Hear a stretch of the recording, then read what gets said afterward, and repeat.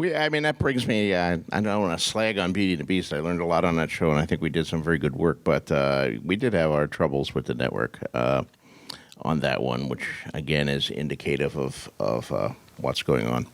Beauty and the Beast. How many of you ever watched Beauty and the Beast?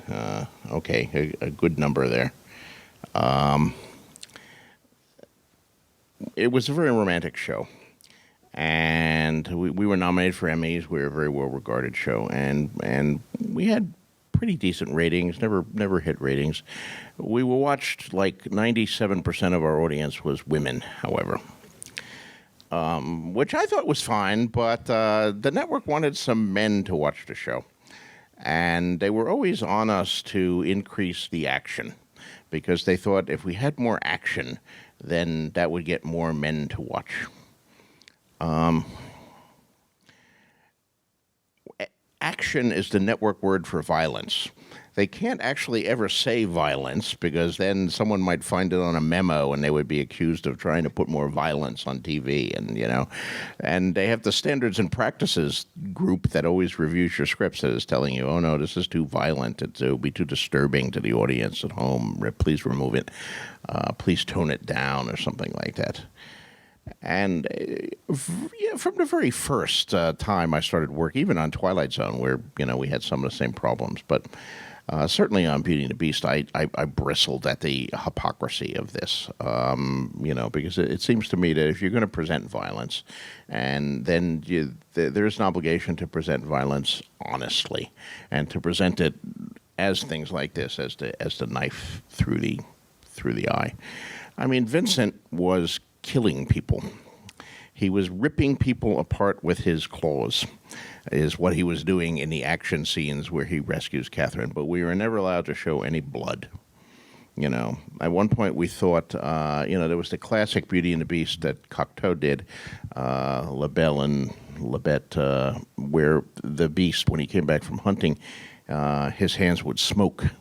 And that was, of course, a symbolic way of showing, an artistic way of showing blood. And we kept trying to come up with what's our thing. Well, we can't use smoke. Cocteau's already used the smoke.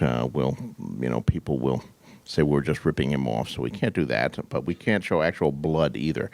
So, and the network didn't even like the fact that he was killing people. They said, well, the Hulk never killed people. Couldn't he just destabilize them? And like what? Well, he should pick them up and throw them a long distance, and they could bounce off the wall, and then we could see them get up and say, "Feats don't fail me now," and run away in terror. And I said, then wouldn't the city be full of like thugs who have been thrown across the room by a lion man? So, no, we finally got them to allow that he would rip them apart and they would go down and they would not get up. But we still were never allowed to show any blood, which means that although in an intellectual sense, if you watch the episodes, you know that he's killing people, but you never really feel it in a visceral sense. And it is necessary to feel it in a visceral sense. And, we would do episodes like where he kills almost no one, or where it's all character-based. An episode like Brothers that you saw earlier, that's a great deal of it is psychological. And they wouldn't like that. They wanted more action episodes, get more action in it. We got to get some men watching this show. It's all just women watching this show. It's, how are we going to balance our demographics here? They're wildly unskewed. And we never succeeded in that, but we became, unbeknownst to anyone, we became the most violent show on television. There was a period there where the show Hunter, which was on the same time as us, was really getting criticized because it was so violent. Hunter was, like shooting people with every episode, and they were dying. And we actually said, we're like 3 times as violent as Hunter. Vincent is killing way more people than Hunter. Hunter is killing like barely one guy an episode. Vincent is going in there with 3 or 4 thugs and ripping them to shreds and leaving their entrails in pools on the floor. But of course, we're not allowed to show any of that, And then after he does that, he reads a poem. So...